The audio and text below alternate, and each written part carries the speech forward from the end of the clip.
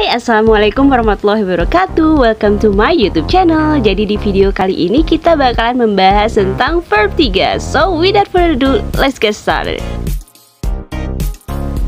Ada 5 poin yang akan kita bahas di video kali ini, yaitu tentang regular verb dan irregular verb. Kemudian kita akan membahas tentang contoh kata kerja dari past participle atau verb 3, penggunaan verb 3 setelah has, have, had, be, dan been. Kemudian kata kerja verb 3 dalam bentuk passive voice bahasa Inggris, dan kata kerja verb 3 yang digunakan dalam kalimat perfect tense. Saat kita hendak menjelaskan tentang sebuah peristiwa dalam kalimat bahasa Inggris, penggunaan verb atau kata kerja menjadi hal yang urgent yang perlu diperhatikan. Karena saat kita menjelaskan sebuah kejadian yang terjadi pada saat ini, masa lalu atau waktu yang akan datang, maka kita memerlukan jenis verb yang berbeda. Nah, lantas kapan sih si verb 3 ini kita gunakan? Yuk kita cari tahu lebih jelas lagi tentang verb 3.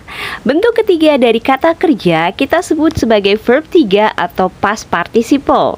Secara sederhana, verb 3 digunakan untuk membuat kalimat yang menunjukkan suatu kejadian yang telah selesai dilakukan. Peristiwanya bisa terjadi pada saat ini, di masa lampau, ataupun di masa yang akan datang. Tapi dapat dipastikan selesainya peristiwa tersebut.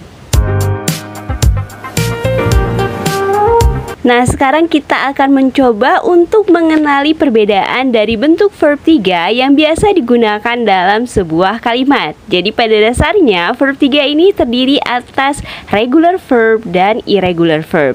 Apa sih yang membedakan antara regular verb dan irregular verb? Regular verb adalah penambahan bentuk verb yang biasa atau umum, di mana kita cukup sekedar menambahkan akhiran D atau ED pada verb 1. Maka kita akan mendapatkan bentuk dari verb 3. Sedangkan pada irregular verb tidak ada pola yang pasti.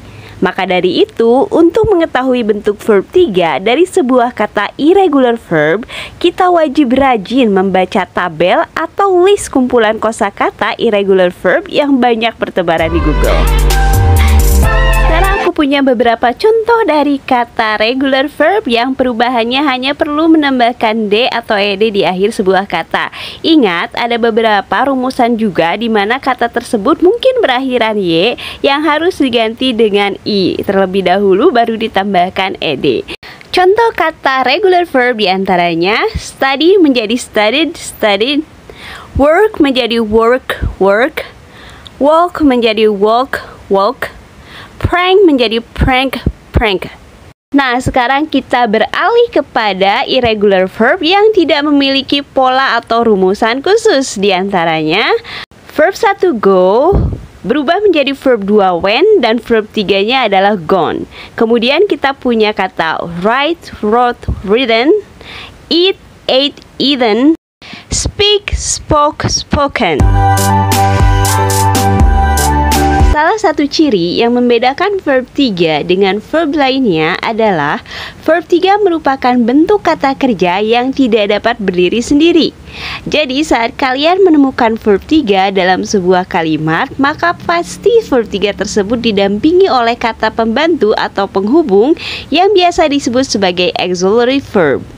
Auxiliary verb ini sebenarnya ada banyak jenisnya. Namun saat ini kita hanya akan membahas mengenai auxiliary verb yang biasa digunakan untuk membantu kata kerja dalam menjelaskan sebuah peristiwa. Di antaranya yaitu auxiliary verb yang terdiri dari has, have, dan had. Di mana saat kita menambahkan has, have, atau had di depan verb 3, maka bentuk kalimat yang kita kenal sebagai perfect tense. Sekarang kita punya salah satu contoh dari present perfect tense, yaitu I have eaten 1 apple today, yang artinya saya telah memakan 1 apel hari ini. Untuk selanjutnya kita punya auxiliary verb yang terdiri dari is, am, are, was, were, be, dan been. Saat kita mendapatkan auxiliary verb be di depan verb 3, maka kalimat yang terbentuk merupakan kalimat pasif atau dikenal sebagai passive voice. Untuk contoh kalimatnya, kita punya the apple was eaten by me. Artinya, apel itu dimakan oleh saya. Kali ini kita akan membahas bentuk verb 3 dalam beragam perfect tense. Di antaranya present perfect tense, future perfect tense, dan past perfect tense. Jadi apa sih itu perfect tense? Perfect tense merupakan tenses yang dipakai untuk menjelaskan peristiwa yang sudah selesai atau kejadian yang sudah dilakukan. Jadi peristiwanya bisa berlangsung di masa lampau, sekarang, atau di masa depan, tetapi dalam kalimat dengan jelas diinformasikan kepada pembaca bahwa peristiwa tersebut sudah selesai. Kali ini kita akan membahas tentang penggunaan verb 3 dalam kalimat present perfect tense. Verb 3 digunakan untuk membahas tentang aksi atau situasi yang dimulai di masa lalu dan masih berlangsung sampai sekarang, atau kejadian yang sudah berlalu namun efeknya masih bisa dirasakan sampai saat ini. Nah, si tenses ini biasanya digunakan untuk membicarakan tentang pengalaman atau perubahan tempat. Jadi harus diingat saat kita menggunakan sebuah kalimat dalam bentuk present perfect tense berarti kita menginformasikan sebuah peristiwa yang sudah selesai dilakukan. Oke, aku punya contoh kalimat dari present perfect tense yaitu I have finished my lunch, yang artinya saya sudah menyelesaikan makan siang saya. Kalimat ini menunjukkan bahwa mungkin makan siangnya itu terjadi beberapa menit yang lalu. Tapi saat kita membicarakan makan siang tersebut, maka hal tersebut telah selesai dilakukan atau makanannya sudah habis. Dan efek yang dirasakan adalah saya masih kenyang pada saat saya memberitahu kepada seseorang bahwa saya sudah selesai makan siang. Selanjutnya kita akan membahas verb 3 dalam past perfect tense, di mana verb 3 dalam past perfect tense ini menyatakan bahwa ada satu kejadian atau aksi yang telah selesai pada satu titik di masa lalu sebelum ada aksi lainnya yang juga terjadi di masa lampau. Dalam artian berarti ini ada dua peristiwa nih yang terjadi di masa lampau, di mana salah satunya berakhir terlebih dahulu sebelum kemudian peristiwa yang kedua terjadi. Oke, sekarang aku punya contoh. I had eaten my lunch before I went to my friend's house yesterday. Artinya adalah aku telah makan siang aku sebelum aku pergi ke rumah teman aku kemarin. Nah, di sini diceritakan ada dua peristiwa yang terjadi nih. Jadi makan siang terlebih dahulu, yang peristiwa yang kedua adalah pergi ke rumah temanku. Di mana peristiwa pertama yang sudah selesai duluan adalah I had eaten my lunch sebelum akhirnya peristiwa kedua muncul yaitu went to my friend house. Nah, di sini ada dua peristiwa di mana yang pertama selesai terlebih dahulu sebelum peristiwa yang kedua akhirnya terjadi. Oke, sekarang kita akan membahas tentang penggunaan verb 3 pada future perfect tense, di mana future perfect tense kita gunakan untuk menjelaskan sesuatu hal yang pasti akan selesai di masa depan. Nah, jadi semisalkan kita sedang melakukan suatu kegiatan atau ada suatu peristiwa yang terjadi, maka kegiatan atau peristiwa tersebut dapat dipastikan akan selesai di masa depan sebelum peristiwa yang lainnya terjadi.